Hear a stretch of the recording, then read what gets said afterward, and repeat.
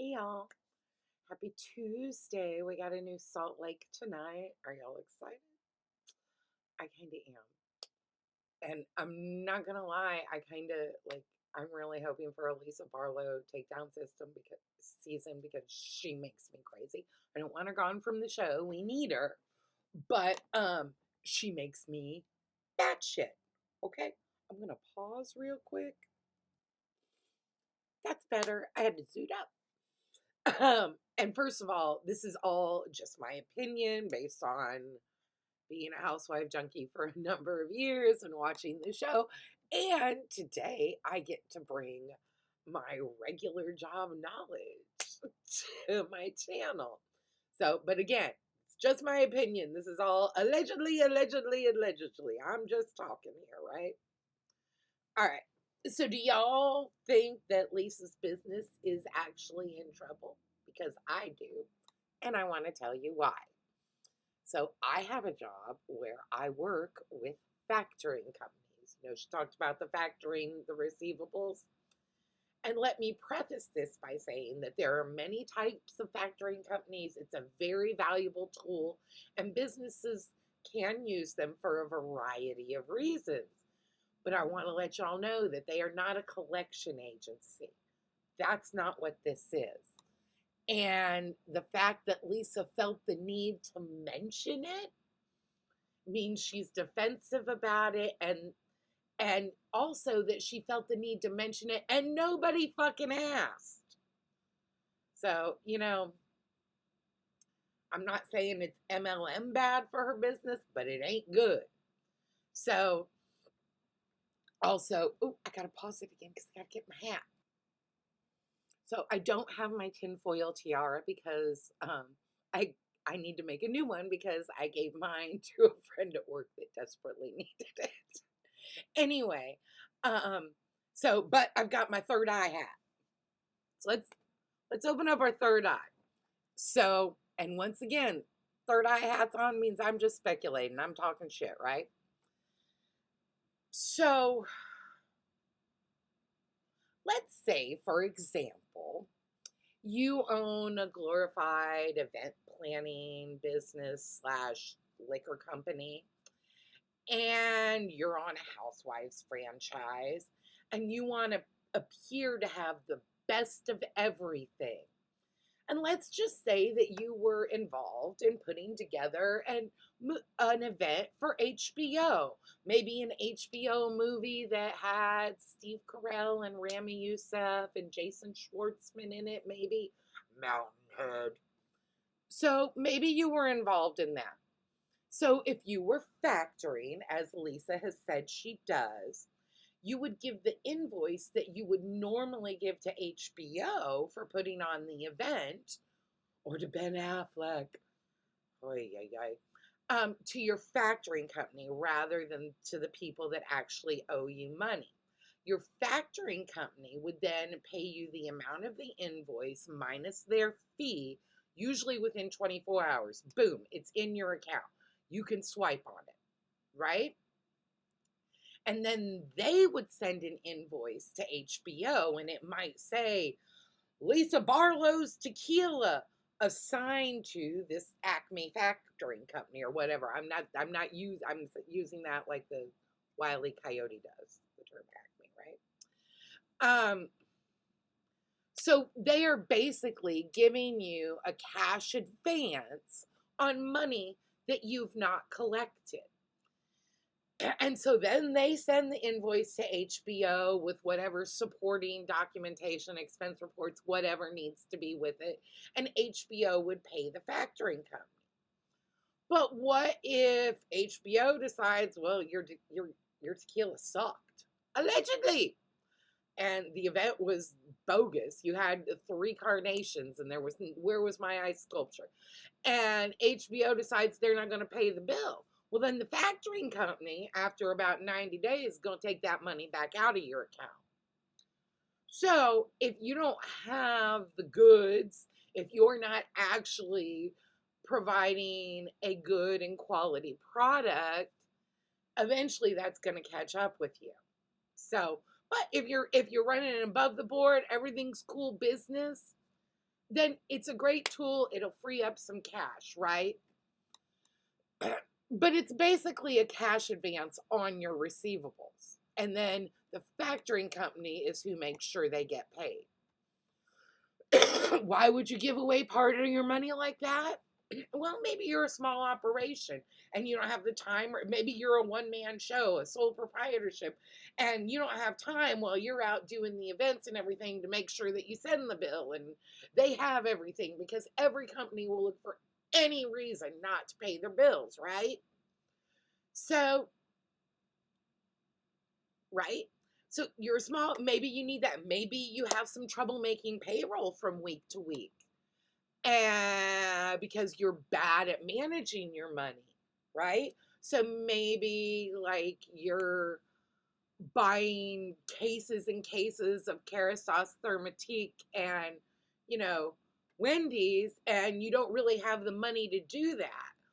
Isn't the lawsuit that's not dismissed the one that's alleging she put a bunch of personal shit on the Amex? So, you know, and if you're not actually providing, anyway, it's going to catch up with you. So maybe you're doing that. Maybe you're just flat out fucking scamming.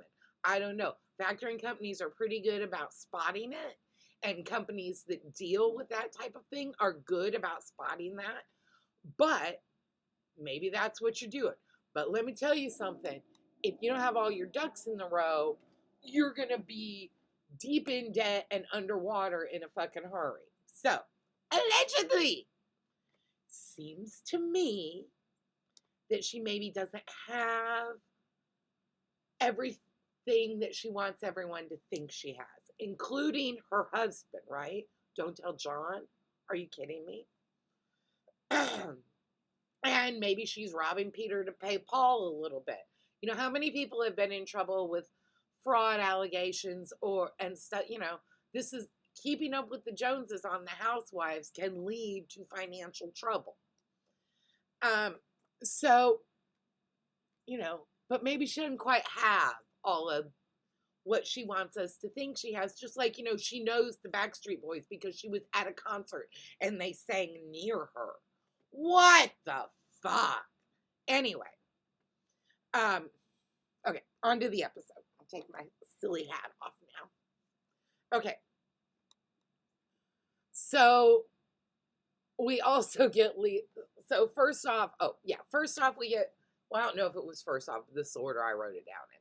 So we get Bronwyn and Todd. Y'all come at me. I love Todd. I love a grouchy dude who makes sense. He's right. Why do you fucking care? Well, because he knows why she cares, because he's aware of her history with her mother. We'll get to that in a minute. But I think all y'all have Todd wrong. I think he is her rock. They appear to really love each other. And I liked the scene between them. And Bronwyn, you don't have to apologize for Todd. Is he gruff? Yes. That's just his way. Todd's gonna Todd and Bronwyn's gonna Bronwyn, right? Okay. We also get Lisa getting ready for some event. Put this here, put that. Woman, you are a caterer that happens to be on a TV show. Get a grip. We also get the other ladies doing random shit. Angie goes over to Heather's. We get Bronwyn and her mom. No wonder she is fucking looking for Lisa's approval. Right? Dude! This is shades of Monica's mom, Stassi's mom. Y'all remember? What a fucking piece of work that woman was. Bronwyn, baby, I am so sorry. So let me get this straight, Muzzy. You and your husband turn your back on your pregnant teenage, wasn't she 19 at the time, unwed daughter, and then you make snide fucking remarks about how she's made herself a better life about Todd. Are you fucking kidding me? Aren't you living in Todd's house? Go fuck yourself. You turn your back. You don't show unconditional love. Why is it that people that are so religious, or I shouldn't say all, Why are some people that are so religious and so worried about appearances the least Christian acting people in the world?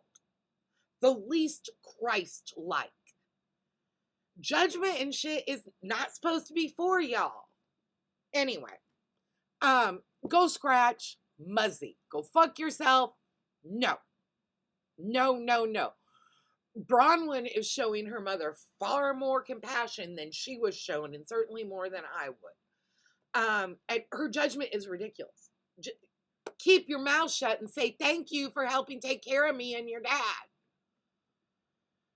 By contrast, Angie's scene with her dad was so sweet. She needs to take that man to Crete immediately. Also, do y'all think there are cracks in Heather caping for Lisa? She seemed to be hedging her bets a little bit. Or is she literally playing both sides? What do y'all think? I personally think she's playing both sides. I'm not a Heather fan. Y'all know that. But no one can accuse her for being dumb. Far from it. She can count, and she knows what the numbers are, and she knows that Meredith's going to disappear or waffle when it comes to defending Lisa, and she don't want to be all alone on an island. My opinion. She has studied all housewives for a long time. She don't want to be on the wrong side of history. Lisa takes her elite group shooting, further othering the women that she doesn't fuck with, right? They all get to the spot where the lunch is, and Lisa has all those fucking asinine poster boards up. First of all, the hypocrisy with Lisa makes me batshit crazy. Yes, I'm unhinged. Somebody talk about it. She's had a bug up her ass with Whitney since season 1. Y'all remember she made a big to-do because she gave her the best bartenders and the best vodka for an event. And when Whitney said something about, yeah, but they made a mess or whatever it was, she started going after Whitney then. So she's had a bug up her ass since then. So then when Whitney today tries to hold her accountable and ask her questions, what is she? She didn't answer calmly. Keep her cool like Bronwyn. No, she goes as low as she fucking can and starts attacking Whitney about her business. It's ridiculous. Just ridiculous. Also, this is the other thing that makes me batshit about Lisa. Who the fuck did she think she was fooling with that pathetic Kinko's display? Huh? Her disdain for the intelligence of her castmates is matched only by her disdain for the intelligence of the audience. Bitch, we are not stupid. Come on. Who do you think you are fooling? It's like Heather in the made up black eye shit. We're not dumb. Anyway, I've decided that I've decided that she is so self-aggrandizing because she, in fact, has delusions of grandeur. Allegedly. And I mean, that makes a great fucking housewife, but oh my God. I want to, it's like, I can't with this woman. Anyway, we'll see what happens tonight. I really am kind of hoping that it's a full-on Lisa takedown season. Just once, I would like her to see her get her comeuppance. Anyway, we'll see what happens tonight. Take care of y'all. Bye.